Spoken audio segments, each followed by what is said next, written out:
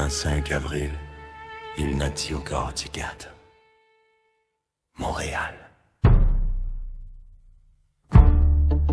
Il est 10 heures du matin.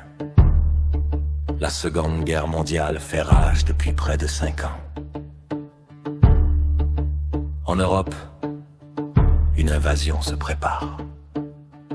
Une opération massive qui changera le cours de la guerre.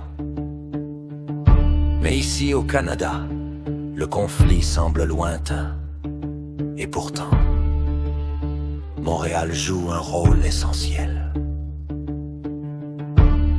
Des avions sont construits, testés, envoyés vers l'Angleterre.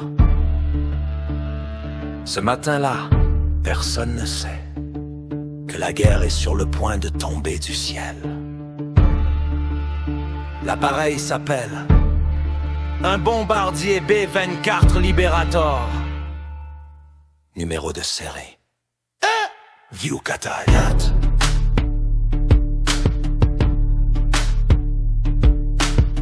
Un avion immense, 4 moteurs, conçu pour la guerre.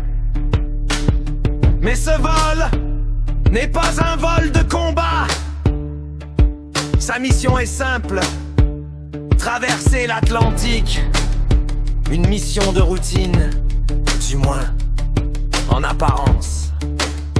À bord, 5 hommes. Des aviateurs alliés, des hommes venus de loin, pilotes vétérans, un navigateur expérimenté, un ingénieur, un opérateur radio. Certains ont déjà survécu à la guerre. Aucun ne survivra cette matinée. 10h24. L'avion décolle de Dorval. Les moteurs rugissent. Tout semble normal. Mais quelques secondes plus tard, quelque chose ne va pas.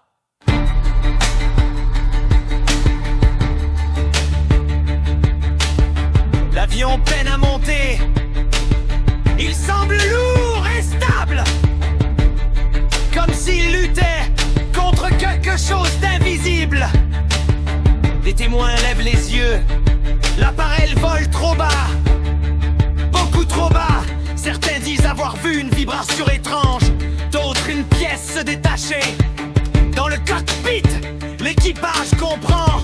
Ils pensent peut-être hériter la ville, de rejoindre le fleuve. Mais ils n'ont plus assez d'altitude, plus assez de temps. 10h30, Griffintown, l'impact. Une explosion instantanée, violente. Près de 9000 litres de carburant s'embrasent.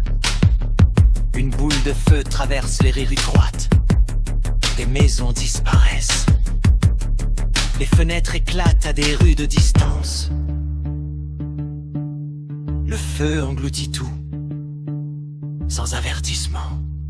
5 aviateurs meurent sur le coup. Mais ils ne sont pas seuls. 10 civils perdent aussi la vie. Des familles, des enfants. Un quartier ouvrier frappé en plein cœur.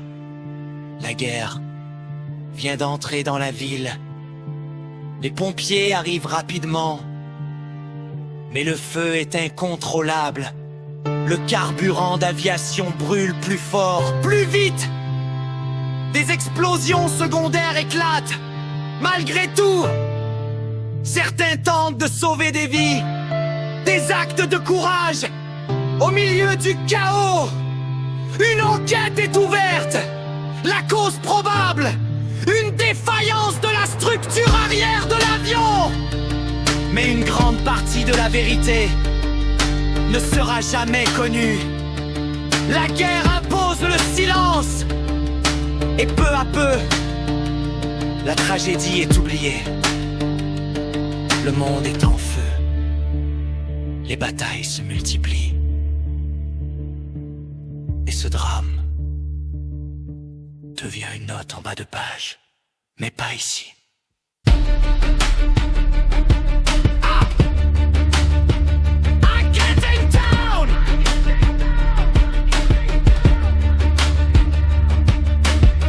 quartier avait déjà connu la souffrance, maladie, pauvreté, perte. Et en 1944, le feu est tombé du ciel. Aujourd'hui tout semble différent. Des immeubles modernes, des rues animées, mais sous le béton. La mémoire est toujours là, invisible, mais présente. Le 25 avril 1944, à 10h30 du matin, le ciel s'est effondré. Et pendant quelques instants, l'ennemi venait d'en haut.